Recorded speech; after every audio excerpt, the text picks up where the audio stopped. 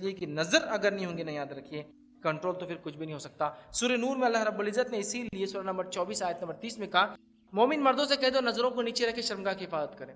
شرمگاہ کی حفاظت تبھی ہو سکتی ہے یاد رکھیے جب نظروں کو نیچے رکھا جائے، ورنہ شرمگاہ کی حفاظت بھی یاد رکھیے نہیں ہو پائیں گے، یاد رکھیے۔ اور علامہ ابن قیم الجوزی رحمہ اللہ نے بڑا پیارا قول آپ کے سامنے رکھتا ہوں، جواب الکافی میں وہ لکھتے ہیں، اور یہ نظروں کے تعلق سے وہ کہتے ہیں عموماً نظر ہی ان تمام حوادث کی اصل بنیاد ہو۔ جتنے حادثے دنیا میں ہوتے ہیں نا، نظر اس کی بنیاد ہے، مطلب شروعات اس سے ہوتی ہے، تمام حوادث کی بنیاد اور اصل ہے جو انسان کے ساتھ پیش آتے ہیں، اس لیے کہ خطرات نظر سے ہی جنم لیتے ہیں، نظر سے ہی برائی جنم لیتے ہیں۔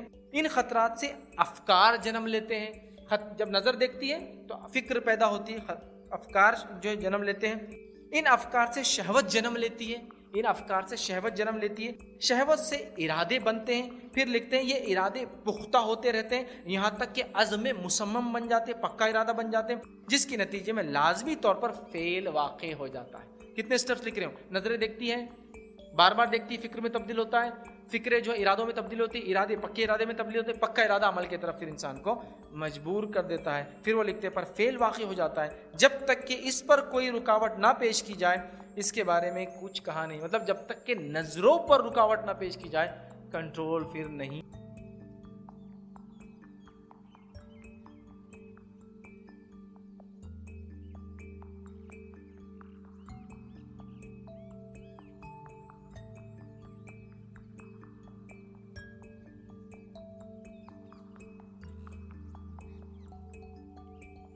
کے بعد کیا ہوتا ہے یہ ممکن نہیں ہے، چونکہ کوئی مردہ اٹھ کر نہیں بتاتا ہے کیا ہوا ہے، لیکن اللہ کی کتاب میں، نبی اکرم صلی اللہ علیہ وسلم کی سنت میں کچھ جو باتیں ملتی ہے، ان باتوں کو میں ترتیب وار آپ کے سامنے رکھ رہا ہوں، چونکہ روایتیں مختلف ہیں، احادیث مختلف ہے، کچھ روایتیں بخاری کی، کوئی مسلم کی، کوئی ابو داؤد کی، کوئی ترمذی کی ہے، لیکن اگر میں الگ الگ حدیثیں رکھوں گا تو شاید عنوان مکمل نہیں کر پاؤں گا، تو میں نے ان سب روایتوں کو ایک تسلسل دے دیا، کڑیاں جوڑنے کی کوشش کی ہے کہ ایسا ایسا ایسا ایسا ایسا ہو سکتا ہے، تاکہ ایک واقعے کی شکل میں، ایک آرڈر کی شکل میں کچھ باتیں آپ کے سامنے آئیں، ورنہ یہ تمام باتیں احادیث سے ثابت ہے، اور کچھ قرآنی آیتیں بھی انشاءاللہ اس کے اندر آئیں گی۔ تو آئیے، سفر آخرت کی ابتدا موت سے ہوئی، انٹری ہو گئی موت کے ساتھ، انسان مر گیا، مرنے کے بعد اب کیا ہوتا ہے وہاں سے دیکھتے ہیں، یہ سفر آخرت کی ابتدا ہے۔ نبی اکرم صلی اللہ علیہ وسلم فرماتے ہیں جب انسان مر جاتا ہے اور اگر وہ نیکوکار ہو تو ہوتا یہ ہے کہ خوبصورت چہرے والے فرشتے آتے ہیں اور انتہائی خوشبودار کفن اس کے لیے لایا جاتا ہے، اور اس کے پاس آتے ہیں، کھڑے ہوتے ہیں اور بشارتیں دیتے ہیں، خوشخبریاں سناتے ہیں، اس کے رب نے اس کے سفر آخرت کے بعد کیا دینے کا وعدہ کیا ہے وہ رکھتے ہیں، اس کی روح مچلتی ہے اور اسے اچھے اچھے ناموں سے پکارتے ہیں، جن اچھے اچھے ناموں سے وہ دنیا میں پکارا جاتا تھا اسے مبارکباد دیتے ہیں اور اس کو خوشخبریاں سناتے ہیں۔ جو ہی وہ روح خوشخبریاں سنتی ہے وہ مچلنے لگتی ہے سفر آخرت کی ابتدا کے لیے، اور کہتی ہے مجھے جلدی سے نکالو، مجھے جلدی لے کر چلو، تاکہ میں اس چیز کو پالوں جو میرے رب نے سفر آخرت کے بعد میرے لیے رکھی ہے اور جو بشارت تم لوگ دے رہے ہو۔ پھر فرشتے اس کو خوشبودار کفن میں جو ہے کفناتے ہیں، اس کے بعد پہلے آسمان کی طرف لے کر چلتے ہیں۔ جب پہلے آسمان کی طرف لے کر چلتے ہیں تو پہلے آسمان کے فرشتوں کو اس روح کی جو نیک تھی، جس کا سفر آخرت شروع ہوا ہے، خوشبو آ جاتی ہے، اور ان کو پہلے سے پتہ چل جاتا ہے جب وہ آتی ہے روح، فرشتے لے کر آتے ہیں تو پہلے آسمان کے فرشتے دروازے کھولتے ہیں، آسمان کے استقبال کرتے ہیں اور کہتے ہیں کہ مبارک ہو تم کو، اللہ نے تمہارے لیے انعامات لکھ رکھے، آؤ اے جو ہے ایسی روح جس نے نیک اعمال کیے، اور اس نیک انسان کی روح کو وہ قبول کرتے ہیں، ایکسیپٹ کرتے ہیں، خوش آمدید کہتے ہیں اور اس کو بشارتیں دیتے ہیں، اور وہ روح جو ہے اس آسمان سے لے کر پہلے آسمان تک پہنچی ہے، کھولے گئے دروازے دوسرے آسمان کی طرف جاتی ہے، اور ہر مرحلے میں ہر آسمان میں یہی بشارتیں دی جاتی ہے اور وہ خوش ہوتی ہے، اور 7ویں آسمان تک اس کی روح لے جائی جاتی ہے، 7ویں آسمان تک اس کی روح لے جائی جاتی ہے۔ پھر اللہ تعالیٰ حکم دیتا ہے اسے واپس اسی جگہ ڈال دو، اس لیے کہ میں اسے دوبارہ اسی سے اٹھاؤں گا۔ پھر اس روح کو لا کر قبر کے اندر ڈال دیا جاتا ہے۔ وہ نیک انسان جب قبر میں ڈال دیا جاتا ہے تو ڈالنے کے بعد وہ نیک انسان جو قبر میں جو ہے بیٹھ جاتا ہے، یاد رکھیے، اور اس کے بعد وہ مرحلہ شروع ہوتا ہے جو بہت سخت مرحلہ ہے، وہ ہے سوال اور جواب کا مرحلہ۔ منکر اور نکیر 2 فرشتے داخل ہوتے ہیں، بہت اللہ کا اندازہ لگائیے، مٹی کا گھروندہ ہے قبر، ना कोई दिया है, ना कोई लाइट है, ना कोई ऐसे टिमटिमा छोटी सी रोशनी भी मौजूद नहीं है। और उस कैफियत ने उस मिट्टी के नीचे इंसान दबा हुआ है। दुनिया में छोटे मोटे कीड़े मकोड़ों से लोग डरते हैं। अंदाजा लगाइए, अगर अमाल सही ना किए तो फिर ढेरों मन मिट्टी नीचे दबना है। कोई साथी नहीं, कोई लाइट नहीं, कोई मददगार नहीं, और इतनी खौफजदा खौफनाक मुनकर और नकीर जो कब्र मिट्टी को फाड़ते हुए आए। अंदाजा लगाइए, दुनिया में कोई इंसान गुस्से में आ जाए तो हम डर जाते हैं, वो फाड़ते हुए आएंगे और बिजली जैसी आवाज होंगी। लेकिन नेक इंसान आकर उसे उठाएंगे और उठाने के बाद उससे 3 सवाल करेंगे। और पहला सवाल क्या जाएगा, मन रब्बुका, तेरा रब कौन है? नेक इंसान इत्मीनान से बैठेगा। और आप फरमाते हैं कि सूरज गुरूब होता दिखाया जाएगा। ये सब गायब की बातें हो रही है। खबर के मामला सफर आखिरत पूरा गायब से मुताल्लिक है। सूरज डूबता हुआ दिखाया जाएगा। वो कहेंगे फरिश्तों, सवालों के जवाब मैं बाद में देता हूँ, असर का वक्त जा रहा है, सूरज डूब रहा है, मैं नमाज पढ़ लेता हूँ। फरिश्ते बताएंगे ये कब्र है, यहाँ नमाज की जरूरत नहीं। तो कहेंगे हाँ ठीक है, कंटिन्यू करो, आगे बात करते हैं। चूंकि वो दुनिया में नेकी का आदी था और बिलखुसूस नमाज का आदी था, लिहाजा खबर में भी जब सूरज को डूबता हुआ देखता है तो कह रहा है कि असर का वक्त जा रहा है, मैं पढ़ लेता हूं। तो अंदाजा लगाइए नमाज के कितने फवायद हैं। बताया जाएगा नहीं खत्म हो गया, नमाज का सिलसिला नहीं है, अमाल खत्म हो गए, जो हो गए हो गए, अब तुम लिहाजा बैठो और जवाब दो। तो जब पहला सवाल किया जाएगा वो कहेगा मेरा रब अल्लाह है। दूसरा सवाल होगा मन नबियू का, कौन है तुम्हारे नबी? तो वो जवाब देगा मेरे नबी मोहम्मद सल्लल्लाहु अलैहि वसल्लम है। तीसरा सवाल होगा मा दीनों का, दीन क्या है तुम्हारा, किस दीन पर थे दुनिया में? वो कहेगा मेरा दीन इस्लाम था।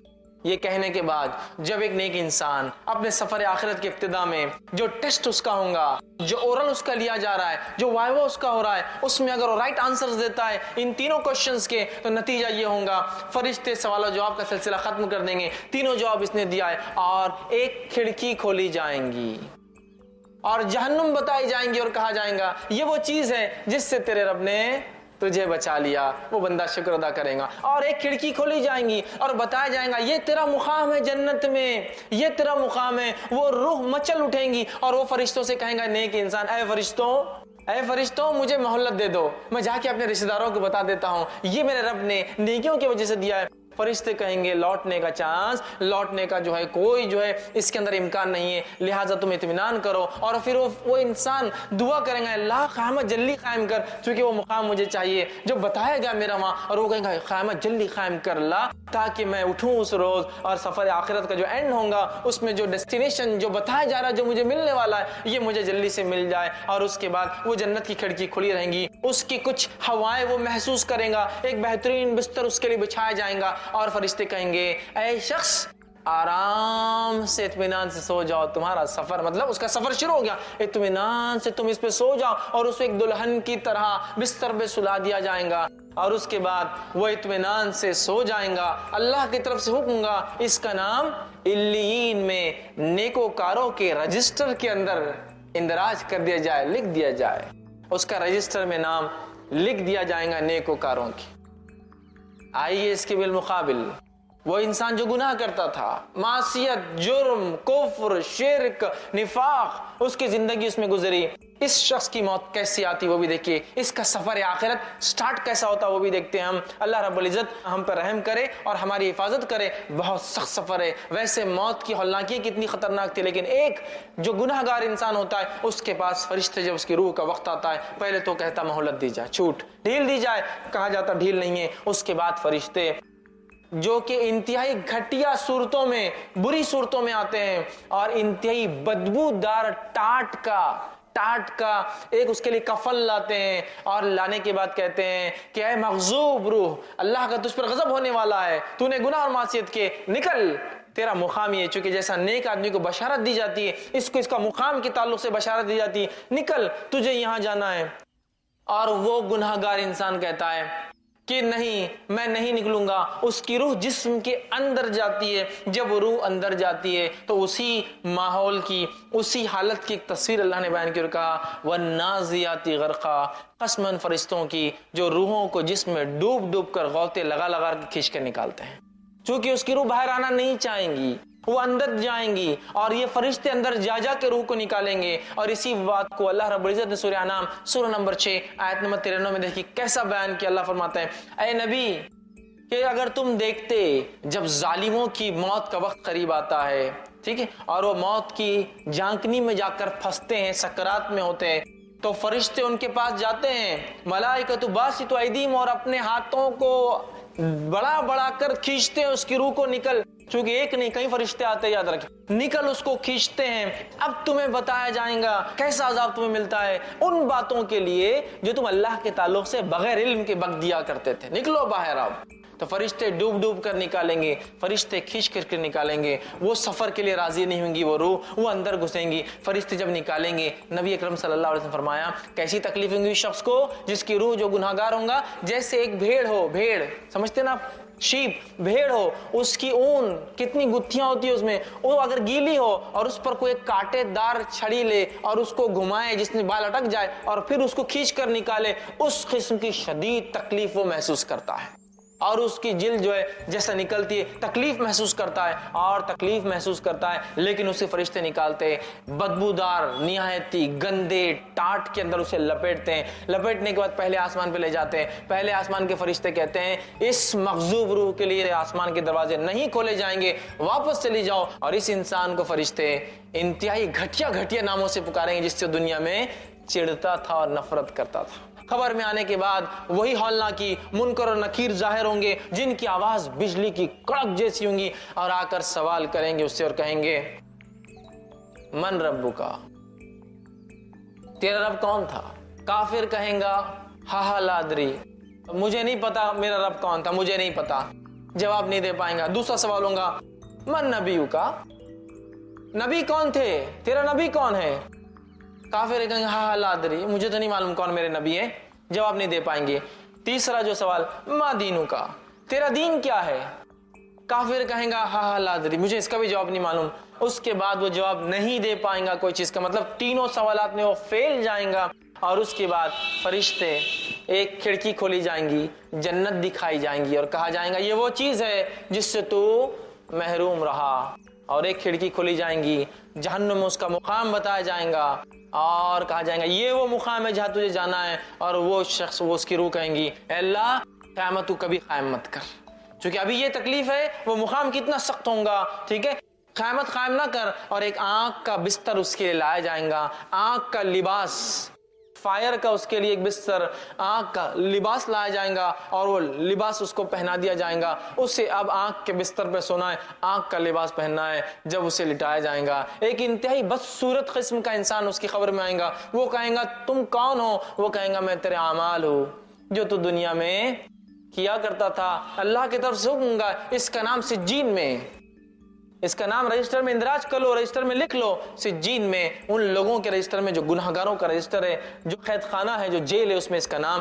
لکھ دو. اس کا نام رجسٹر کر لیا جائے گا اس معاملے میں, اور وہ قیامت تک تکلیف کے اندر لیٹنے والا ہے. ان مرحلوں پہ تھوڑا غور کیجیے, کیسا عجیب سفر ہے, کیسی خطرناک ابتدا ہے, اور ہماری اس کے لیے کیا تیاری ہے. یہ سوچنا سب سے امپورٹنٹ پوائنٹ ہے, سب سے اہم معاملہ ہے. یہ نقطہ سب سے اہم ہے. آج دنیا کی زندگی میں ہم اتنے غرق ہیں کہ ہمیں کچھ نہیں سمجھ میں آتا سوائے مال, دولت, بیوی, بچے, گھر, جائیدادیں, اچھی اچھی گاڑیاں اور اسٹیٹس اور مقام. اس کے علاوہ ہم کچھ نہیں کرنا چاہتے, یاد رکھیے کچھ نہیں کرنا چاہتے.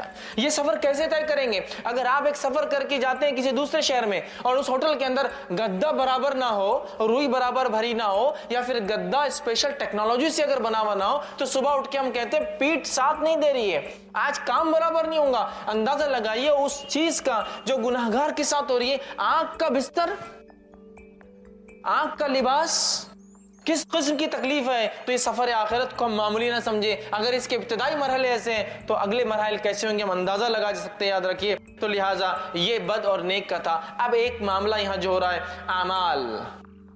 اعمال وہ ساتھی ہے جو ساتھی ہمارے ساتھ قبر میں آنے والے ہیں, جس کو ہم سب سے بڑا دشمن سمجھتے ہیں اپنا. نبی اکرم صلی اللہ علیہ وسلم فرماتے ہیں تین دوست ہے ایک انسان کے, ایک وہ ساتھی, وہ دوست, وہ فرینڈ ہے جو انسان کے مرتے اس کا ساتھ چھوڑ دیتا ہے, ریلیشن شپ توڑ دیتا ہے. سیکنڈ وہ دوست, وہ فرینڈ ہے جو مرنے کے بعد قبرستان تک آتا ہے. اور تیسرا وہ فرینڈ اور دوست ہے جو قبر میں ساتھ آتا ہے. پہلا دوست مال و دولت ہے, انسان مرا اور انسان کے مرنے کے ساتھ جائیداد، زمین، دولت، گاڑیاں، بنگلے، گھوڑا سب وہیں رہ گیا، سب رہ گیا. پہلا دوست تو ساتھ چھوڑ دیتا ہے.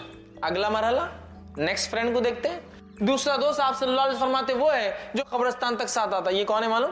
یہ دوست، رشتہ دار، ساتھی، وہ لوگ جو غم مناتے، جو روتے ہیں آپ کے اوپر، جو آپ کی جانیں جن کو تکلیف ہوئی ہے وہ ہے، لیکن وہ بھی قبر تک آتے ہیں. اور قبر میں آنے کے بعد کیا ہوتا ہے؟ وہاں آتے، دفناتے اور چلے جاتے ہیں، ہے نا. تو مال، دوسرا دوست، رشتہ دار، لیکن وہ بھی کچھ ساتھ نہیں تھے. تیسرا فرماتے دوست انسان کا اعمال ہے جو قبر میں ساتھ آ رہے ہیں. آگے حدیث کے اندر بات، خبر میں آنے والے اچھے برے اعمال. لیکن کتنی افسوس کی بات ہے، 3 دوستوں میں سے میرا سب سے پکا دوست کون ہے اب طے کر لے. اور دیکھا یہ جا رہا ہے کہ آج کل ہم لوگوں کا سب سے پکا دوست تیسرا نہیں ہے وہ اعمال، پہلا سب سے پکا دوست مال ہے. بھائی مال، اس کے وجہ سے رشتہ داریاں توڑ دی جاتی ہے، اس کو کمانے کے لیے حلال اور حرام کی تمیز چھوڑ دی جاتی ہے، اس کو کمانے کے لیے سب کچھ کیا جا رہا ہے، اس کو کمانے کے لیے، حاصل کرنے کے لیے غبن، تکلیف، ٹھیک ہے، اس کے بعد لوگوں کے حق مارے جا رہے ہیں. اسی کے لیے تو دنیا میں سب کچھ ہو رہا ہے، یاد رکھیے. اور یہ سب سے پکا دوست ہے. اسی کی وجہ سے تو ہم نے سنتوں کو ترک کیا، اسی کی وجہ سے تو فرائض کو ہم نے چھوڑا. ارے بھائی ظہر کے ٹائم پہ نماز کو چل جائیں گے تو کام کم ہوگا، سیلری کم ہو جائیں گی، لہٰذا 1 گھنٹہ بڑھ جائیں گا نا. اسی کے لیے تو ہم نے نماز فرائض چھوڑے. اسی کے لیے تو جو رشتوں کو جوڑنے کا حکم ہے وہ توڑے کہ رشتے باقی رکھیں گے تو آ جائیں گے کل کو غریب رشتے دار، بولیں گے یہ دو یہ دو یہ دو، کہاں سے لاؤں گا؟ توڑو رشتے داریاں، چونکہ مال مانگ لیں گے یہ. تو اسی کے لیے تو سب کچھ کیا، اسی کے لیے احکامات چھوڑے اسلام کے، اسی کے لیے فرائض چھوڑے، اسی کے لیے رشتہ داریاں توڑی، اسی کے لیے بغیر حلال و حرام کی تمیز کے. اور میں نے حرام کمایا، رشوت خوری کی، غبن کیا، چوری کی، جو کچھ ہو سکتا ہے کیا، مال حاصل کیا. اور یہ ایسا بے وفا ساتھی ہے، فرسٹ سٹیج میں چھوڑ دیتا ہے، انسان مر کے چلا جاتا ہے، جھگڑا جائیداد کا چلتے رہتا ہے. اس کو سب سے پکا ساتھی بنا لیا ہم نے، جبکہ سب سے کچا ہے یہ، سب سے زیادہ بے وفا دوست ہے یہ. دوسرا دوست رشتہ دار، کہاں تک آتے ہیں؟ یہ بھی قبر تک. یہ وہی رشتہ دار ہے نا جن کے لیے آپ نے شریعت کو بالائے طاق رکھا. بھائی شادی ایسی کرو، ایسی شادی تھوڑی ہوتی سماج میں، بڑے کیا کہیں گے ہمارے. یہ وہی رشتہ دار ہے نا جن کی وجہ سے سنتوں کو چھوڑا. یہ وہی رشتہ دار ہے نا جن کی وجہ سے ہم نے دین اور اسلام کو چھوڑا. ارے بھائی پورے خاندان میں کوئی عمل نہیں کرتا، میں کیسے کروں گا؟ نام دکھانا ہے سماج میں، آگے بڑھنا ہے، بچوں کی شادیاں وغیرہ ہونا ہے، لہٰذا میں یہ قرآن حدیث اور سنت کی بات نہیں کر سکتا یہاں. تو یہ رشتہ جن کے لیے آپ نے اسلام کو چھوڑا، یہ رشتہ دار ہے جس کے لیے آپ نے سب کچھ کیا، اسلام اور شریعت کو بالائے طاق رکھا، سنتوں کی اہمیت کو ہم نے وہ کیا. میں میرا بیٹا ہے اس کے لیے کیسا ہوں گا، یہ کر لیا. میری بیٹی ہے، رشتہ داروں کے لیے یہ اتنے بے وفا ہے، بس قبرستان تک آئیں گے، 2 آنسو بہائیں گے، بیوی ہو تو 4 مہینے 10 دن غم کریں گے، اس کے بعد سب کچھ دنیا کا چلنے لگے گا. کوئی ساتھ نہیں آ رہا مال، کوئی ساتھ نہیں آ رہا خبر میں، ایک بھی رشتہ دار جس کے لیے یہ 2 فرینڈز کے لیے سب کچھ کیا، یہ سب سے بے وفا ہے. تیسرا جو دوست ہے جس سے سب سے کم اور ہلکی دوستی اور فرینڈشپ ہے میری اور آپ کی آج، وہ ہے اعمال. یہ زندگی میں بھی ساتھ ہے، یہ قبر میں بھی ساتھ ہے، یہ مقام محشر میں ترازو میں بھی تولا جائیں گا، اور انشاءاللہ اللہ کے فضل اور رحم کے بعد یہ وجہ بنے گا جنت میں جانے کی. اعمال، اعمال، لیکن اعمال بعد میں، پہلے مال، پھر رشتہ دار کیا بولیں گے، یہی معاملہ ہے نا. دیکھیے کوئی کام کرنا ہے، نہیں بھائی اس سے پہلے تو دیکھ لو بزنس پہ کیا فرق آتا. دوسرا رشتہ دار کیا بولیں گے، ارے نہیں تو سنت ہے، رشتہ دار کیا بولیں گے، بھائی سماج میں رہنا ہے نا. اس کے بعد اعمال کا سوچا جائیں گا. تو یہ دوست، یہ اعمال جس کو ہم نے سب سے کمزور دوست بنا لیا، اس سے وہ مضبوط دوستی اور رشتہ نہیں رکھا، یہی وہ عمل ہے جو ہر جگہ آنے والا ہے، خبر میں بھی آئیں گا، خبر میں بھی آئیں گا. ایک تو مسئلہ حل ہوا. دوسرا، سوالات تو کتنے آسان دکھتے ہیں نا. من ربو کا، ربی اللہ، میرا رب اللہ ہے، کتنا آسان جواب ہے. من نبیو کا، میرا نبی کون ہے، کتنا آسان جواب. کس کو نہیں پتا کہ نبی محمد صلی اللہ علیہ وسلم ہے ہمارے، آسان. ما دینوں کا، دین کیا تھا تیرا، کتنا آسان ہے دین اسلام. 3 سوال اور 3 الفاظ میں جواب ہے اس کے، اللہ، محمد صلی اللہ علیہ وسلم اور اسلام. میں تو یوں ہی دے دوں گا. میرے بھائیوں اس بات کو غور سے ہم سنیں اور سمجھے. ان 3 سوالات کا جواب وہی آدمی دے سکتا ہے جس کی زندگی ان تینوں کے مطابق گزری ہو. یاد رکھیے ان تین سوالات، جس نے اللہ کو واقع میں رب مانا، اس کے ساتھ کبھی شرک نہیں کیا، اس کی توحید پر زندگی گزاری، اس کے احکام کو سنا، اس کے حرام کو حرام جانا، اس کے حلال کو حلال جانا، اس کی اطاعت، اس کی شریعت کی اطاعت کی، اس کی فرمانبرداری میں زندگی گزار دی، اس کی محبت کے لیے دنیا میں سب کچھ کیا، تو وہ کہہ سکیں گا میرا رب اللہ ہے۔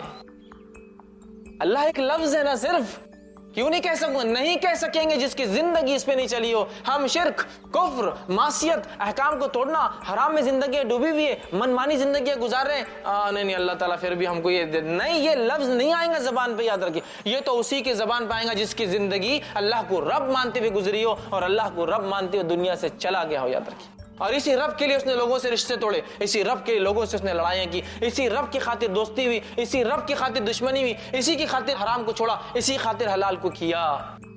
اس نے کہا تھا رشتہ داریاں نبھاؤ تو میں نے کر لیا تھا، سب کچھ اللہ کے لیے ہو، وہ کہہ سکیں گے میرا رب اللہ ہے۔ دوسرا، میرے نبی کون ہے؟ محمد صلی اللہ علیہ وسلم، کتنا آسان ہے، لیکن یہ وہی کہہ سکیں گا جس کی زندگی نبی اکرم صلی اللہ علیہ وسلم کی اتباع میں گزری ہو۔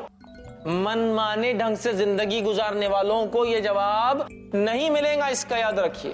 جس نے جو سنت کو بالائے طاق رکھا، سنت کیا ہے، کر لیے تو عمل ٹھیک، نہیں کرے تو چلتا، ماحول بنا دیا گیا، یہ سنت پہ عمل کرے تو ٹھیک، نہیں کرے تو چلتا ہے، کوئی مسئلہ نہیں، اتنا ماحول بنا دیا گیا آج۔ یہ سنتوں کو مذاق سمجھ رہے ہیں، سنتوں کا انکار کرنا فیشن بن چکا ہے آج کل۔ معلوم، ارے یہ حدیث تو میرے پلے نہیں پڑ رہی بھائی، سمجھ میں نہیں آ رہی، رد۔ ارے یہ حدیث تو مجھے سمجھ میں نہیں آ رہی، رد۔ ارے یہ حدیث تو اس کے خلاف دکھ رہی مجھے، رد۔ ارے یہ حدیث میں تو فلاں ہے، رد۔ مطلب تمہاری عقلیں جانچیں گی اب سنت کو، سنت کا انکار کیا، پوری زندگی من مانی زندگی گزاری، تو پھر کیا وہ یہ کہہ سکیں گا میرے نبی محمد صلی اللہ علیہ وسلم ہے؟ یاد رکھیے، جو نبی اکرم صلی اللہ علیہ وسلم کی محبت کرتا ہے، محبت کا تقاضا اطاعت اور فرمانبرداری، یاد رکھیے، اس لیے کہ آپ صلی اللہ علیہ وسلم نے فرمایا کہ جس نے میری سنت سے محبت کی اس نے مجھ سے محبت کی، من احب سنتی فمن احبنی، اس نے مجھ سے محبت کی، ومن احبنی کان معی فی الجنہ، اور جس نے مجھ سے محبت کی میرے ساتھ جنت میں ہوگا۔ نبی اکرم صلی اللہ علیہ وسلم کی سنتوں سے محبت کرنا ہے اور اپنی زندگی کو سنتوں کے مطابق ڈھالنا ہے، پھر چاہے میرا سماج اور معاشرہ کچھ بھی بکے میرے بارے میں تو ایسی زندگی جوں گا۔ یہی صحابہ کا طرز تھا، یہی ان کا طریقہ تھا، اسی پہ زندگی گزاری، اور ایک ایک سنت تو کیسے مانتے تھے۔ بہت بڑا واقعہ سنانے کا وقت نہیں ہے، ایک واقعہ سنا تو عبداللہ ابن عمر رضی اللہ عنہما سفر کو نکلتے، حج کو سفر کو جاتے ہیں، ایک مقام پہ اونٹ رکتے ہیں، دوسرے تابعین سوچتے ہیں چونکہ جو ان کے ساتھ تھے سیکھنا چاہتے تھے، کیوں تو انہوں نے اللہ کے رسول صلی اللہ علیہ وسلم کے ساتھ حج کیا تھا کہ کیا کیا حج میں ہوتا ہے۔ لوگوں کو لگا شاید عبداللہ اب نماز عصر پڑھیں گے، سب اترے، عبداللہ ابن عمر رضی اللہ عنہ ایک مقام پہ گئے، وہاں جا کر ایسے بیٹھے جیسا استنجا پیشاب کرنے کو بیٹھتا ہے، وہاں استنجا کے لیے بیٹھے، بیٹھ کر اٹھے۔ لوگوں نے کہا کہ ہم یہ وضو کر کے نماز نہیں پڑھیں گے، اور آپ نے تو پیشاب بھی نہیں کیا، بس بیٹھ کے آ گئے، تو کہا نہیں، نہ ہم نماز پڑھیں گے نہ ہی اثر کریں گے۔ تو نبی اکرم صلی اللہ علیہ وسلم، کیونکہ اثر تو اس مقام پہ پڑی، تو کہا پھر یہاں کیوں رکے ہو؟ تو کہا نبی اکرم صلی اللہ علیہ وسلم کے ساتھ میں حج کے سفر پہ تھا، آپ صلی اللہ علیہ وسلم یہاں استنجا فارغ ہوئے تھے، مجھے آیا تو نہیں تھا، پھر بھی میں بیٹھنا پسند کرتا ہوں یہاں۔ کیسی اتباع ہے؟ یہ ہے محبت، یہ ہے اطاعت، کہ نہیں سمجھ میں آ رہا ہم کو کیوں نبی نے کیا، بس کیا، ہم کر رہے ہیں اس کو، یہ محبت ہے۔ یہ تھا ان کا عمل، سنتوں سے یہ محبت تھی۔ یاد رکھیے آج ہمارا کیا ہے، سنت تو ہے نا، چلتا ہے، سنت تو ہے نا، دیکھا جائے گا، ارے بھائی سنت ہی ہے نا، فرض تھوڑی ہے، یہ حال ہم نے بنا دیا ہے۔ تو کیا ایسا شخص یہ کہہ سکے کہ ہاں میرے نبی محمد؟ نہیں کہہ سکیں گا، یہ وہی کہیں گا جس کی زندگی عین سنت پر گزری ہو، یا کم از کم گزار نہ سکا ہو تو تڑپ رکھتا تھا شدید کہ اللہ موقع ملے تو میں گزاروں، چونکہ دنیا کے ایسے کئی علاقے ہیں جہاں سنت عمل کرنا مشکل ہی نہیں، ناممکن ہوتا ہے۔ تڑپ رکھا تھا اس نے، کم از کم یہ۔ تیسرا سوال کتنا آسان، ما دینوں کا، تیرا دین کیا ہے؟ میرا دین اسلام ہے، کس کو نہیں پتا؟ کس کو نہیں پتا مجمع میں سے؟ سب کو پتا ہے، لیکن یہ جواب اسی کے منہ سے نکلے گا جس کی زندگی اسلام کے مطابق تھی، جس کا پیدا ہونا اسلام کے مطابق تھا، جس کی شادی اسلام کے مطابق تھی، جس کا مرنا اسلام کے مطابق تھا، جس کا اٹھنا اور بیٹھنا اور کھانا اور پینا سارے اعمال اسلام کے مطابق تھے، جس کی شرم حیا لباس سارا اسلام کے مطابق تھا۔ یہاں تو پوری زندگی منمانی، شادی اپنے ڈھنگ سے، میت اپنے ڈھنگ سے، پیدائشی اپنے ڈھنگ سے منمانی کرتے ہیں۔ اسلام تو تب آتا ہے جب جھگڑے کی بات آتی ہے نا، اسلام تو تب آتا ہے جب طلاق کی بات آتی ہے۔ شادی تو منمانے ڈھنگ سے ہوتی ہے، طلاق ہی سنت کے مطابق ہوتی ہے۔ حالت تو یہ ہے، हालत तो ये है। फिर हम बोल रहे हाँ नहीं हम तो आसानी से जवाब दे देंगे, इस्लाम हमारा दिन था। नहीं, ये अल्फाज नहीं आएगा मेरे भाई। जिसकी जिंदगी इन 3 चीजों पे थी, जो वाकई में अल्लाह को रब मानता था, शिरक नहीं किया उसके साथ, जो वाकई मोहम्मद सल्लल्लाहु अलैहि वसल्लम को अपने लायक इत्तिबा मानता था और आपके तरीके पे जिंदगी गुजारी, और जिसने वाकई में इस्लाम को अपना दीन समझा और उसके मुताबिक उसके जिंदगी का हर शोबा था, याद रखिए, कम से कम ना कर सका तो तड़प रखता था, वही जवाब दे पाएगा। क्या जवाब दे पाएगा? मेरा दीन इस्लाम है। 3 सवाल आसान दिखते हैं, जवाब हर आदमी नहीं दे पाएगा जब तक कि उसकी जिंदगी इस पे ना हो। आगे बढ़ते हैं। सहाबा ने कहा अल्लाह के रसूल, सफर आखिरत जारी है, कहा अल्लाह के रसूल ये जो आप कह रहे हैं ये फरिश्ते आ जाएंगे मुनकर नकीर, क्या हौलनाक सिचुएशन होंगी, खतरनाक सिचुएशन होंगी कि एक इंसान खबर में अकेला और इतने खतरनाक, बिजली से ज्यादा तेज कड़कने वाली आवाज वाले, बड़ी बड़ी आंखों वाले, इतने बड़े दांत वाले 2 फरिश्ते आके सवाल करेंगे, कैसे हम जवाब दे पाएंगे? सहाबा के देखिए साहबा ने क्या सवाल किया, सवाल दोहराता हूँ। सहाबा ने पूछा अल्लाह के रसूल सल्लल्लाहु अलैहि वसल्लम, आदमी के सर पर अगर फरिश्ता गज लेकर खड़ा हो तो इसका मतलब फरिश्ता गज भी लेकर आएंगे। गज समझते ना, लोहे की रॉड, सलाख। तो वो फरमा रहे अल्लाह के रसूल वो अगर गज लेकर खड़ा रहेगा सर पर तो हम तो मिट्टी के बुत बन जाएंगे, मुंह से जवाब भी कैसा निकलेगा उस खतरनाक फरिश्ते के सामने, है ना?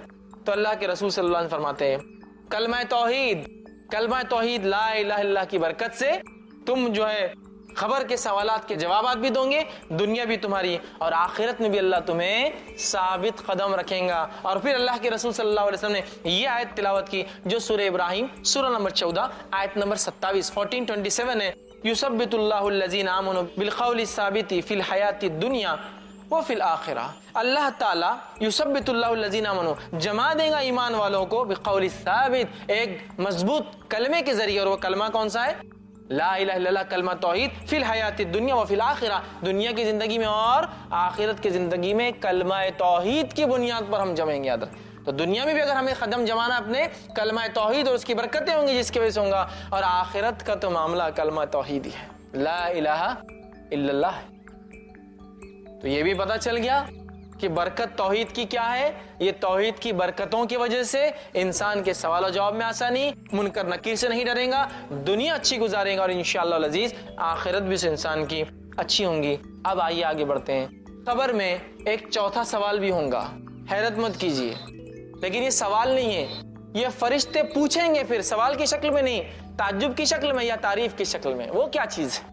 इसके ताल्लुक से अबू दाऊद और बुखारी की रिवायत आती। अबू दाऊद की रिवायत में है, नबी अकरम सल्लल्लाहु अलैहि वसल्लम फरमाते हैं, जब बंदा 3 सवालात के जवाब दे देगा, मतलब ये नेक इंसान था, राइट आंसर्स दे देगा, तो फरिश्ते उससे पूछेंगे और सवाल करेंगे, मा युदरिक, तुझे हमारे सवालात के जवाब कैसे आए? बहुत इंपॉर्टेंट इशू है। अगर जो लोग स्टूडेंट्स हैं, स्कूल कॉलेज जाते एग्जाम्स देते हैं, वो इस बात को समझ सकते हैं कि वाइवा में अगर कोई क्वेश्चन आने वाला है और वो क्वेश्चन का आंसर कहाँ मिलता है अगर पता चल जाए तो कितनी बड़ी बात होगी ना। वही बात हो रही। फरिश्ते पूछेंगे, पता कैसे चला आपको ये 3 सवालात के ये 3 जवाब है? सब सवाल करने वाले तो नेक इंसान क्या जवाब देंगे? सुनिए, अल्लाह के रसूल सल्लल्लाहु अलैहि वसल्लम फरमाते हैं, ये मुस्नद अहमद की रिवायत का एक टुकड़ा, एक हिस्सा है। आप फरमाते हैं, क़राअतु किताब अल्लाह, मैंने अल्लाह की किताब पढ़ी थी, आमनतु भी, मैं उस पर ईमान लाया, वसद्दक़तु, और उसकी तस्दीक भी की थी मैंने कि हक है। मैंने अल्लाह की किताब पढ़ी, ईमान लाया और तस्दीक भी की। देखिए, ईमान लाना है और तस्दीक करना एक चीज की, मानता हूं मैं इस चीज को, मुझे यकीन है इस चीज पर, यकीन किया था, लिहाजा मुझे जवाब मिल गए। तो कहाँ है इन 3 सवालों के जवाब? अल्लाह की किताब में। कौन सी गाइड बुक में मिलेंगे आखिरत और आखिरत के सफर के सवालात के जवाब? कुरान में। इसको पढ़ना है। पढ़ना है तो सिर्फ ये नहीं कि पढ़ लिया अलिफ लाम मीम ज़ालिकल, पढ़ना है, तस्दीक भी करना है ना ईमान के साथ। इस किताब में कोई शक नहीं। तो जो किताब की इब्तिदा ये हो रही है, अक्सर किताबों पे लिखा होता है, मुसन्निफ की गुजारिश, किताब में गलती हो तो हमें बता दे, अल्लाह आपको जज़ाए खैर देगा। इस किताब की इब्तिदा में अल्लाह कह रहा है, ज़ालिकल किताबु ला रैब फी, इस किताब में अल्लाह की तरफ से में कोई शक नहीं है, तुम्हें कुछ शक और शुबा नहीं करना है, पढ़ो और सिर्फ अमल करना है तुम्हें। ऐसी किताब इतने प्यारे अंदाज से शुरू होती है। इस आयत को अगर समझना है ना, तो कभी अहले किताब की जिंदगियों को देखे तो बहुत तसल्ली होती। क्या किताब है! अहले किताब सिर्फ यही तय करते परेशान है, ये किताब का हिस्सा है, यही किताब का हिस्सा नहीं है, یہ کتاب کا حصہ ہے یا یہ کتاب کا حصہ نہیں ہے. ایک زمانے میں یہ کتاب تھی, اگلے زمانے میں رد ہو گئی. ایک زمانے میں یہ تھی, اگلے زمانے میں بولتے یہ موضوع تھی. یہ حالت ہے. الحمدللہ اس کتاب کو صرف آپ کھول رہے ہیں اور اس میں لکھا ہوا ہے اس کتاب میں کوئی شک نہیں. لیکن جس چیز میں جب شک نہیں ہوتا ہے تو اس کا کیا معنی ہوتا ہے معلوم آپ کو؟ اس کا معنی ہوتا ہے پھر اسے عمل کرنا بھی لازم ہے. حکومت نے قانون پاس کیا, قانون اگر حکومت کی طرف سے کوئی شک نہیں ہے تو عمل کرنا لازم ہے. ذالک الکتاب لا قرآن پڑھنا ہے اس کو. دیکھیے شروعاتی ہو رہا تو اتنی بہترین بات سے, تو آگے کیا کیا ہوں گے اسباق پتہ نہیں ہے نا. مطلب پڑھتے جائیں گے خزانے بھی خزانے. تو کہا میں نے قرآن پڑھا تھا. کوشچنز 3 آنسر گائیڈ بک بتا دی گئی کیا ہے. اب دوسرا آدمی جو جواب نہیں دے پائیں گا, فرشتے پوچھیں گے کیوں جواب نہیں دے پایا, اور کوئی اچھی بات تو نہیں کریں گے اس سے. کیوں جواب نہیں دے پائے تو وہ کہیں گا اللہ درائیتا ولا تلائیتا, مطلب کیوں جواب نہیں دے پائے تو وہ کہیں گا نہ میں نے قرآن پڑھا نہ سمجھا. تو فرشتے کہیں گے تو نے نہ جانا نہ تو نے پڑھا. اور ایک فرشتہ, ایک روایت کے مطابق گز لیا ہوا فرشتہ, اور ایک روایت کے مطابق جو صحیح بخاری کی ہے 2 ہتھوڑے لیا ہوا فرشتہ ہوں گا. ہتھوڑے, ٹھیک ہے, گز نہیں ہتھوڑے. ہتھوڑے سمجھتے ہیں نا آپ, ہتھوڑا جو ہوتا ہے پتھر توڑنے میں جو استعمال, وہ 2 ہتھوڑے لیں گا. اور جب پوچھیں گا تو نے نہ پڑھا نہ سمجھا, دونوں ہتھوڑوں کو لے کے اس زور سے دونوں کن پٹیوں پہ ماریں گا. تو روایت کے انداز تھا وہ ایسا چیخیں گا وہ مردہ, اتنے زور سے چلائیں گا کہ زمین و آسمان کی ہر مخلوق سنیں گی اس کی آواز سوائے جن اور انس کو چھوڑ کر, اور اس کا سر ذرات میں تبدیل ہو جائیں گا.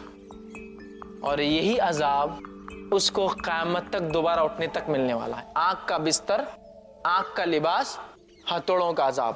ایک روایت میں گز کے ہے, گز, وہ گز لے کے کھڑا ہوں گا, اور گز لے کے کھڑا ہوں گا اور اس زور سے ماریں گا. اور یہ گز والے فرشتے اور ہتھوڑے والے فرشتوں کی دونوں کی خصوصیت یہ, دونوں اندھے اور بہرے ہیں, سنتے بھی نہیں ہیں دیکھتے بھی نہیں ہیں. چاند ذرہ برابر بھی نہیں ہے کہ کچھ وہ کر سکے, نہ سنتے ہیں نہ دیکھتے ہیں کیا ہو رہا ہے, لیکن مارتے ہیں. اگر دونوں روایتوں کو ملا لیا جائے تو معنی یہ ہوا ایک فرشتہ کنپٹیوں پہ مارتا ہے ہتھوڑے سے, اور ایک فرشتہ پیچھے سے کھڑے ہو کر سر پہ مارتا ہے گز. دونوں روایتوں کو ملاتی ماں.